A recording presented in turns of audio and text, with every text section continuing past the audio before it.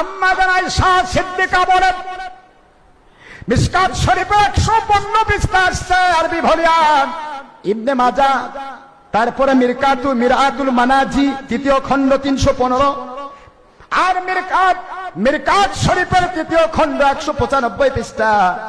আল্লাহর হাবিব হুজুর পাক সাল্লাল্লাহু আলাইহি ওয়াসাল্লামের সহধর্মিণী আম্মা জান আয়েশা সিদ্দিকা বলেন, এক রাতে ফাকাত আমার নবীকে আমি হারিয়ে ফেললাম। আমার কাছে শুয়েছিলেন, হঠাৎ করে হুজুর নাই, লক্ষ্য করে দাঁড়িয়ে গেলাম। লক্ষ্য করতে করতে আমার ঘর, হুজুরের ঘর হচ্ছে হুজরা শরীফ। হুজরা শরীফ হচ্ছে বর্তমান মসজিদে নববীর হুজরা, বোঝেন নাকি আপনারা?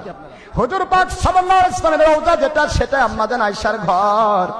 এখান থেকে জান্নাতুল বাকিতে আম্মা চলে গেলেন। আম্মা জান বলেন, আমি জান্নাতুল বাকিতে গিয়ে আমার নবীকে আবিষ্কার করলাম, খুঁজে বের করলাম। সুবহানাল্লাহ পড়বেন না? দেখি আমার নবী ওই জান্নাতুল বাকি গুরুস্থান জিয়ারত করার পর আমার আল্লাহর কাছে উপরের দিকে হাত তুলে মুনাজাত করতেছেন। নবীকে বলো, আল্লাহর হাবিব, এ রাতে ইবাদতে কি ফায়দা হবে? হুজুর বললেন, আয়েশা সিদ্দিকা রাদিয়াল্লাহু তাআলা আনহা, এই রাতে যারা ইবাদত করবেন, এই রাতে আমার আল্লাহ রাব্বুল আলামিন বনি কেলাব, বনি মুদার, বনি রবি, 3 গোত্রে, এক এক গোত্রে 20,000 চাইতে বেশি মেষ বকরি ভেড়া থাকতো। এতগুলা মেষ বকরি ভেড়ার পশম পরিমাণ গুনাহ, আমার উম্মতের গুনাহ আমার আল্লাহ মাফ করে দেবে। শুধু মাপ সে নিতে হবে ভাইজান।